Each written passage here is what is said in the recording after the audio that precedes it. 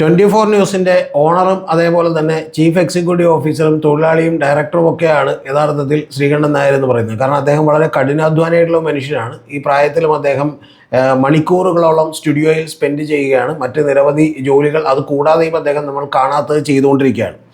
അപ്പോൾ ഇതൊക്കെ ചെയ്യുമ്പോൾ അദ്ദേഹത്തിൻ്റെ കഠിനാധ്വാനത്തെ നമ്മൾ വിലമതിച്ചുകൊണ്ട് തന്നെ പറയട്ടെ, അദ്ദേഹം ഇടക്കിടക്കൊക്കെ ചെന്ന് പല പുലിവാലുകളിലൊക്കെ പിടിക്കാറുണ്ട്. അത് അദ്ദേഹം അറിഞ്ഞുകൊണ്ടല്ല, അദ്ദേഹം വളരെ നിഷ്കളങ്കമായി ചെയ്യുന്ന കാര്യങ്ങളായിരിക്കും. പക്ഷെ അതൊക്കെ തന്നെ വലിയ തലവേദനകളാകാറുണ്ട്. ഒരിടക്ക് നമുക്കെല്ലാം ഓർമ്മയുണ്ടാവും, അദ്ദേഹം ഈ പറയുന്ന ഫോൺ ഫാമിംഗ് ആണ് മറ്റുള്ളവർ നടത്തുന്നത്. അങ്ങനെയാണ് ഈ യൂട്യൂബിൽ കാണുന്ന ലൈവ് വീഡിയോകളൊക്കെ കണ്ടുകൊണ്ടിരിക്കുന്നവരുടെ നമ്പർ കൂട്ടുന്നത് എന്ന് പറഞ്ഞുകൊണ്ട് റിപ്പോർട്ടർ ചാനലിനെതിരെയൊക്കെ ചില ആരോപണങ്ങൾ ഉന്നയിച്ചു.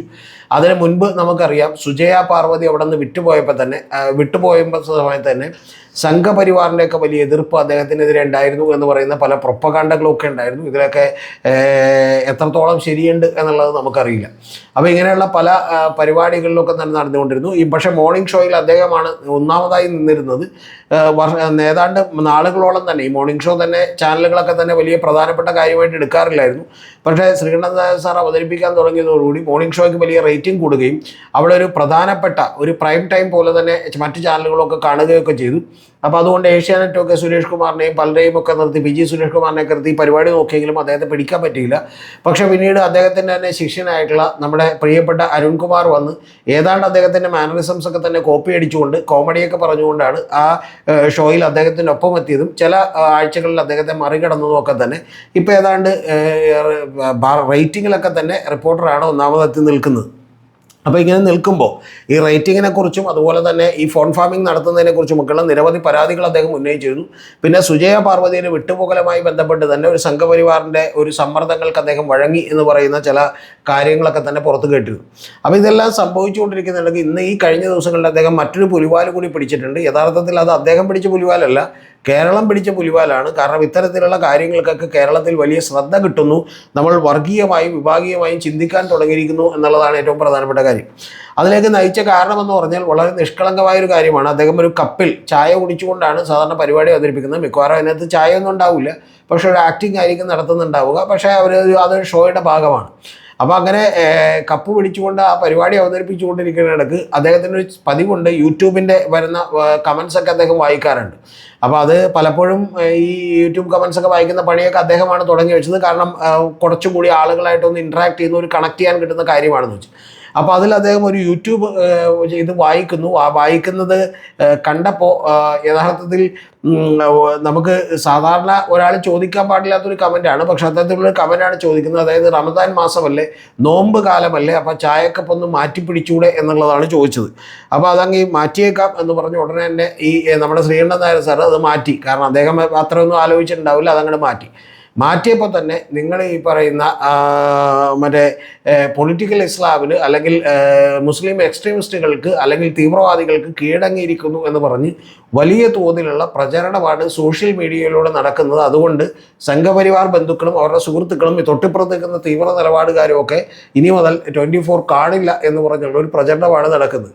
എന്തൊരു അസംബന്ധമാണ് ഈ നാട്ടിൽ നടക്കുന്നത്. യഥാർത്ഥത്തിൽ അദ്ദേഹത്തിനല്ല തലക്ക് ഒളിവില്ലാത്തത്, നമ്മുടെ ആളുകൾക്കാണെന്നാണ് എനിക്ക് പറയാനുള്ളത്. കാരണം നേരത്തെ തന്നെ ഒരു മാധ്യമപ്രവർത്തകൻ ഇരുന്ന് പറയുന്നുണ്ടായിരുന്നു, കാരണം മലപ്പുറത്ത് കൂടി നോമ്പ് കാലത്ത് പോയാൽ ഭക്ഷണം കിട്ടില്ല എന്നൊക്കെ പറഞ്ഞിരുന്നു. ഇതുപോലെയുള്ള പല മണ്ടൻ പ്രചരണങ്ങളൊക്കെ നടത്തിക്കൊണ്ടിരിക്കുകയാണ്. യഥാർത്ഥത്തിൽ കേരളത്തിൽ ഇത് സീരിയസ് ആയിട്ട് എടുക്കേണ്ട ഒരു കാര്യമാണ്. അതിൻ്റെ പ്രധാനപ്പെട്ട കാര്യം ഇത്തരത്തിൽ വർഗീയമായ വിഭജന ചിന്താഗതികൾ നമ്മുടെ ഓരോരുത്തരുടെയും മനസ്സുകളിൽ കൂടിക്കൊണ്ടിരിക്കുകയാണ് എന്നുള്ളത് ചുരുക്കം. ഇതിങ്ങനെ സംഭവിക്കുമ്പോൾ അടുത്തത് സംഭവിക്കുന്നത് ഉടനെ തന്നെ എന്തു ചെയ്യും, ഈ പറയുന്ന ഇത്തരത്തിലുള്ള ഒരു അപ്രമാദിത്വം ആളുകൾക്ക് ഉണ്ടാകുന്നു. ഇത്തരത്തിൽ മതപരമായ കാര്യങ്ങൾക്ക് കുറെ കൂടി ശാഠ്യം പിടിക്കുന്നു എന്ന് പറയുന്ന ഒരു തോന്നലുണ്ടാകുമ്പോൾ തൊട്ടപ്പുറത്തുള്ള തീവ്ര നിലപാടുകൾ, ഹിന്ദു സമുദായത്തിൽ തന്നെ തീവ്ര നിലപാടുകൾക്ക് കുറച്ചുകൂടി സൗകര്യം ഒരുക്കി കൊടുക്കുന്ന പണിയാണ് ഈ ചെയ്യുന്നത്. ഇതിൻ്റെ ഇത്തരത്തിലുള്ള കാര്യങ്ങൾ, ഒന്നാമത്തെ കാര്യം അദ്ദേഹം അത് വായിക്കേണ്ട ആവശ്യമില്ലായിരുന്നു. ഇനി വായിച്ചാൽ തന്നെ അത് റമദാൻ മാസമല്ലേ, നിങ്ങളുടെ വിശ്വാസം നിങ്ങൾ നടത്തൂ, നമ്മളുടെ വിശ്വാസം അത് നമ്മളെതിരല്ല, പക്ഷേ നമ്മളുടെ വിശ്വാസം മറ്റൊരാൾ കഴിക്കേണ്ട എന്ന് പറയേണ്ട ആവശ്യമില്ല എന്ന് പറഞ്ഞാൽ അത് അവസാനിപ്പിക്കേണ്ട ഒരു കാര്യമായിരുന്നു. പക്ഷേ അത്തരത്തിലുള്ള കാര്യങ്ങൾ ചെയ്യാതെ ഇദ്ദേഹം ഇത് പറഞ്ഞതുകൊണ്ട് അദ്ദേഹം വളരെ നിഷ്കളങ്കമായി ഒരാൾക്കിന് ബുദ്ധിമുട്ട് തോന്നി എന്ന് പറഞ്ഞാൽ അങ്ങ് മാറ്റി വെച്ചേക്കാം. കാരണം കപ്പിൽ എന്തായാലും ചായയോ അല്ലെങ്കിൽ കാപ്പിയോ ഒന്നും ഉണ്ടാവില്ല എന്നുള്ളത് നമുക്കറിയാം. അപ്പോൾ അതുകൊണ്ട് അങ്ങ് മാറ്റി വെച്ചേക്കാമെന്ന് വിചാരിച്ച് മാറ്റി വെച്ചിട്ടുണ്ടാവും. അപ്പോൾ അതിന് ഇത്രമാത്രം തീവ്രമായി നമ്മുടെ നാട് പ്രതികരിക്കാൻ തുടങ്ങുന്നു എന്നുള്ളത് വലിയ പ്രധാനപ്പെട്ട ഒരു വിഷയമായിട്ടാണ് എനിക്ക് തോന്നുന്നത്. കാരണം ഏത് കൊച്ചു കാര്യത്തിലും നമ്മൾ വർഗീയമായി മനസ്സോടുകൂടി ചിന്തിക്കാൻ തുടങ്ങിയിരിക്കുന്നു എന്നുള്ളതിൻ്റെ ഏറ്റവും പെർഫെക്റ്റ് എക്സാമ്പിളാണിത്. മഹാഭൂരിപക്ഷം വരുന്ന ഏതാണ്ട് 90-98% ആളുകളൊന്നും അറിയുന്നില്ല എന്നുള്ളത് മഹാഭാഗ്യം. പക്ഷേ വാർത്ത ശ്രദ്ധിക്കുന്ന ഇത്തരം കാര്യങ്ങളൊക്കെ ശ്രദ്ധിക്കുന്ന ആളുകൾ യൂട്യൂബിലൂടെയും അതുപോലെ ബാക്കിയുള്ളതിലൂടെയും ഒക്കെ ഇത്തരത്തിലുള്ള പ്രചണ്ഡമായ പ്രചാരണങ്ങൾ നടക്കുകയും അതിനൊക്കെ തന്നെ മാനിപ്പുലേറ്റഡ് ആയിട്ടുള്ള കുക്ക്ഡപ്പ് ആയിട്ടുള്ള കൃത്യമായി ഈ പറഞ്ഞ ഫാബ്രിക്കേറ്റഡ് ആയിട്ടുള്ള ഹൈപ്പും അതുപോലെ വ്യൂസും ഒക്കെ ഉണ്ടാക്കി കൊടുക്കുകയും ചെയ്യുന്ന പണി ഇവിടെ നടന്നുകൊണ്ടിരിക്കുകയാണ് എന്നുള്ള കാര്യത്തിലൊന്നും ഒരിക്കലും തർക്കമില്ല. അതുകൊണ്ട് പതുക്കെ എങ്കിലും ഈ പറയുന്ന ലെവലുകളിലേക്ക് വർഗീയമായ ഭ്രാന്തുകളിലേക്ക് കേരളം പതുക്കെ തിരിച്ചു പോകാൻ പോകുന്നതിൻ്റെ ഒരു ഉദാഹരണം, ഏറ്റവും ഒടുവിലത്തെ ഒരു ഉദാഹരണം കൂടിയാണ് ഇത്. ഇതുകൊണ്ട് ഇവിടെ നിൽക്കുമെന്ന് ഞാൻ വിചാരിക്കുന്നില്ല, ഇനിയും ഇത്തരത്തിലുള്ള കാര്യങ്ങളൊക്കെ ഉണ്ടാവും. പക്ഷെ ആ ഒരു ഉദാഹരണങ്ങളിൽ ഒന്നാണിത് എന്നുള്ളത് കൂടി എൻ്റെ പ്രേക്ഷകരുടെ ശ്രദ്ധയിലേക്ക് പെടുത്തുകയാണ്. ജാഗ്രതയോടുകൂടി ഇരിക്കണം. കാരണം ഇത്തരത്തിലുള്ള പല പരാമർശങ്ങളും കൊണ്ട് ചിലപ്പോൾ നമ്മുടെ മനസ്സുകളെ തന്നെ ഇൻഫ്ലുവൻസ് ചെയ്യിപ്പിക്കാൻ ഇവരൊക്കെ സാധിച്ചേക്കും ഇത്തരത്തിലുള്ള കുത്തിത്തിരിപ്പുകൾ കൊണ്ട് എന്നുള്ളതാണ് ഏറ്റവും പ്രധാനപ്പെട്ട കാര്യം.